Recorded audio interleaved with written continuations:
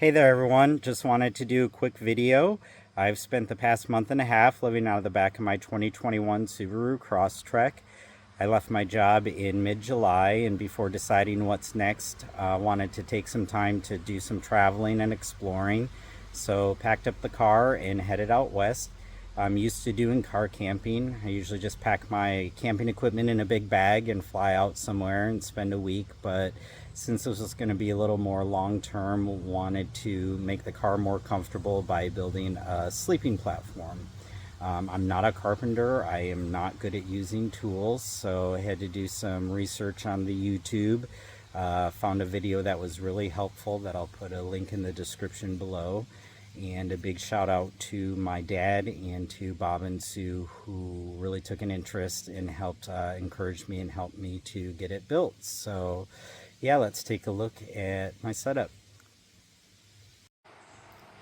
So here's the back of the car. The original video that I watched had a double sleeping platform for two people, but since it was just me, I only needed a single wide platform and decided to do that on the smaller side of the split rear seats, which is the driver's side on this vehicle.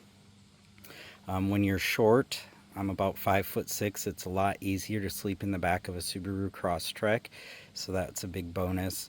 The platform itself is about 60 inches long and 18 or 19 inches wide, and these back legs are 9 inches tall, which I had to make that tall so that it could fit over the wheel well and the locking mechanism for when the seat is upright. And what I did here was just drill some holes into the legs and then drop some bolts down in there that can come out pretty easily. That way I can disassemble, take all the legs off without having to break it down or anything like that. And then I cut a yoga mat that I put on top of it all. And you can see there the gray duct tape. I just used duct tape to hold it together. I didn't want to make anything too permanent, so I could make changes based on things that I learned.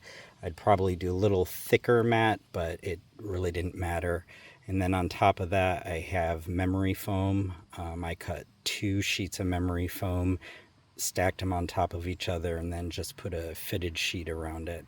So that worked really well, and I had plenty of headroom. I don't think I ever hit my head on the ceiling, but it did take a couple of nights of sleeping to kind of get used to that. So here we have the side view of the platform. These front legs are 17 inches long, I believe, but don't quote me on that. I left the yoga mat long so that it would provide some cushion between the plywood and the back of the front seat. And then I cut the memory foam long as well. So typically I would push the front seat forward and this would lay out flat.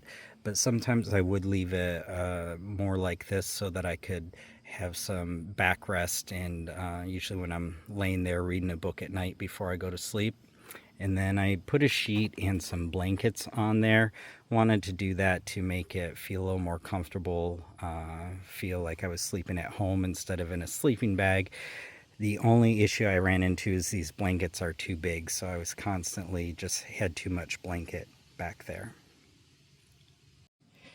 On this side of the car, I have that green suitcase that has all of my camping equipment in there. I brought all that thinking that maybe I'd throw up a tent at night sometimes and sleep outside, but honestly, it was so comfortable in the car that I didn't end up pitching a tent once while I was out there, or at least that kind of tent. But it also made a nice bedside table that I would set my glasses and my cell phone on at night while I was sleeping. I have my collapsible camping chair, which I use a lot, so easy access to that. My duffel bag with my clothes and my toiletries, so easy access to that as well.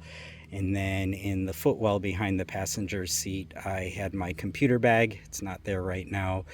And that mesh laundry bag that I'd put all my dirty clothes into. I get a lot of questions about the heat and the bugs.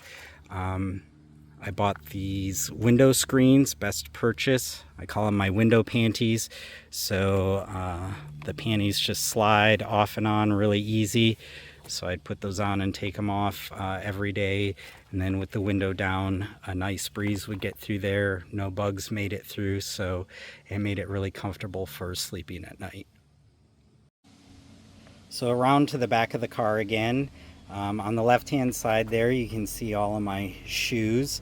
I typically wouldn't need that many shoes, but I ran a couple of races, so I have hiking shoes and trail running shoes and regular running shoes, but it was a nice space for all of those. You can see my water jug there.